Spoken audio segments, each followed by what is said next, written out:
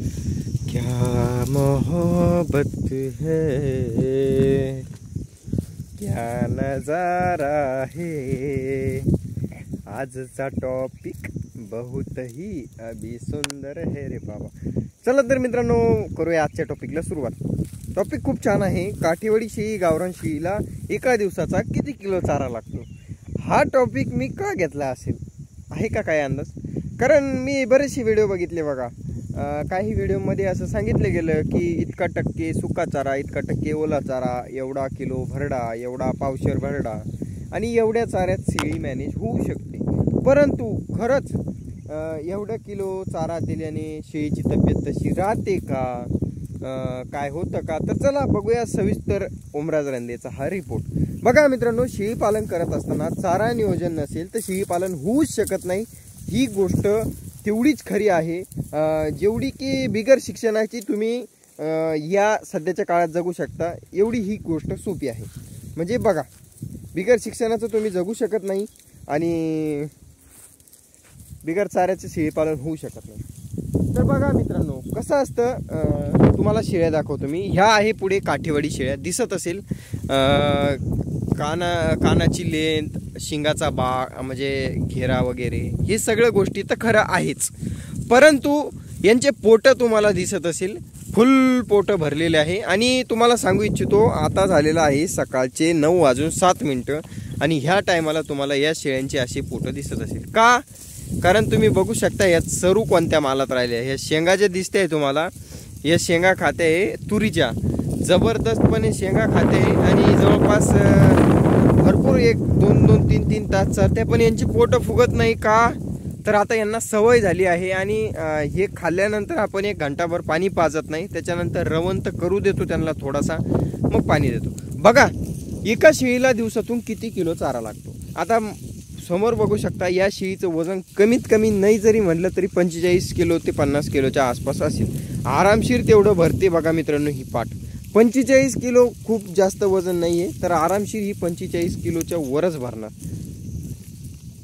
कारण लागवड झालेली नाही आणि 12, 13, 14 महिन्याची होत आलेली आहे, तर पुठ्ठा फुल भरलेला आहे, पूर्ण मांस आहे शरीरावर। तर या शेळ्यांना नेमकं चारा किती किलो लागतो दिवसातून? तर बघा मित्रांनो, माझ्या मते शेळ्यांचं पोट हे अंधा कुआ असतं। तुम्ही ते द लायन किंग कोणता तरी पिक्चर आहे बघा, उसमें म्हणजे त्याच्यात तो डायलॉग आहे, बेड़ियों का पेट अंधा कुआ होता है मेरे दोस्त। तशी गंमत आहे मित्रांनो या शेळ्यांची। शेळ्यांचं पोट म्हणजे काय, तर हे अंधारातलं असं वीर आहे, ज्याच्यामध्ये तुम्ही जितका माल टाकला तितका ते खातच राहणार। म्हणजे काय, तुम्ही जसा अंधारात विहिरीचा अंदाज लावू शकत नाही किती खोल आहे, तसं या शेळ्यांचं पोट आहे की तुम्ही यांचा अंदाज लावू शकत नाही की शेळीला किती किलो चारा द्यायला पाहिजे। आणि हीच सत्यता आहे मित्रांनो। तुम्ही असं म्हणू शकत नाही 2 किलो चाऱ्यामध्ये शेळी फुल भरेल, 5 किलोमध्ये फुल भरेल। ऑफकोर्स एक लिमिट तर राहतेच तिच्या पोटाला, पण ती लिमिट काय आहे ती शेळीवरच डिपेंड करते। आणि आणखी एक गोष्ट मित्रांनो, तुम्ही वरून सांगू शकत नाही असं पोटावरून की ही शेळी एवढा चारा खाईन आणि बस होईल। ती दिवसभर खाते मित्रांनो, 15-15, 20-20 किलो चारा त्या एका दिवसामध्ये खातात मित्रांनो, तरीही आपल्याला कळत नाही। आता माझ्या शेळ्या फिरस्ती असतात तर दिवसातून 15-20 लिटर पाणी पितात, तर 15-20 लिटर पाण्याचं कमीत कमी 10-15 किलो तो वजन असेलच। मग ते वजन कुठं जातं? ते त्यांच्या पोटातच राहतं मित्रांनो। तर तुम्ही असं म्हणू शकत नाही, ऑफकोर्स बंदिस्तमध्ये त्यांचा व्यायाम होत नाही वगैरे, तर त्यांना एवढी तहान लागत नाही किंवा मग ते चारा नसतो। आता हे बघा, कोरड्या तुरीच्या ह्याच्यामध्ये चालते। आता ह्या तुरी बघू शकता तुम्ही, तुरी दिसताय का तुम्हाला पण? हा, तर ह्या तुरी बघा, या तुरीमध्ये चरत असताना यांना भरपूर असा कोरडा चारा, भरपूर असा हिरवा चारा मिळतो, त्यांच्या अंगावर एक वेगळीशी चमक येते। तर ह्या चमकमुळं, या कोरड्या चाऱ्यामुळं, ओल्या चाऱ्यामुळं, या तुरीमुळं ह्या शेळ्यांना तहान भरपूर लागते आणि ह्या पाणी पितात आणि त्याच्यामुळं चमकही येते। आणखी एक गोष्ट, या शेळीला डाग दिलता म्हणजे चटका दिलता, तर हिचा आता पाय बरा झालेला आहे। त्याच्यानंतर बघा, तर किती चारा लागतो एका शेळीला मॅनेजमेंटसाठी? तर माझ्या मते शेळीला तुम्ही कितीही घाला ती खातच राहते। दिवसभर जरी तुम्ही थोडं चारा टाकला तरी ती खातच असते। फक्त एवढं असेल, तुम्ही जर 2 किलो टाकला तर त्याच्यातला 1.5 किलो खाईन, अर्धा किलो फरतळ पाडेल। आणि जर लिमिटेशनमध्ये 2च किलो टाकला तर तिला काही नाही करून ते 2 किलो खाण्याचे बिचारीला। पण मग त्या 2 किलो जर खायला लागली तर तिचे ते म्हणावं तशी तब्येत बनत नाही म्हणावं तसे तिचं शरीर यष्टी राहत नाही, तिला ती चमक येत नाही, अशा खपाट्या होतात शेळ्या. आता ऑफकोर्स सकाळी 9 वाजलेत तर यांचे फोटो तुम्हाला थोडेसे कमी दिसत असेल, पण संध्याकाळच्या वेळेला कोणी म्हणणार नाही की या शेळ्या खाली आहेत किंवा गाभण नाहीत. आता सध्या ऑफकोर्स या शेळ्या लागलेल्या पण नाहीत, पण संध्याकाळच्या टायमाला अशा होतात. तुम्ही म्हणशाल अरे शेळी जनती का काय बा सकाळ लोक, म्हणजे असं सिस्टम असतं बघा. तर शेळीचं पोट हे अंधाकुवा असतं आणि तिला तुम्ही असं म्हणू शकत नाही 2 किलो सुका, 2 किलो ओला, 2 किलो वगैरे वगैरे. जर तुम्हाला ही माहिती खोटी वाटत असेल तर तुम्ही चेकअप करू शकता. एखाद्या शेळीला दिवसभर चारून बघा, सकाळी वजन करा, संध्याकाळी वजन करा, मग तुम्हाला लक्षात येईल. आणि तेवढा चारा दुसऱ्या दिवशी द्या तिला, बघा तेवढ्या चाऱ्यात तिचं होतं का, भागतं का.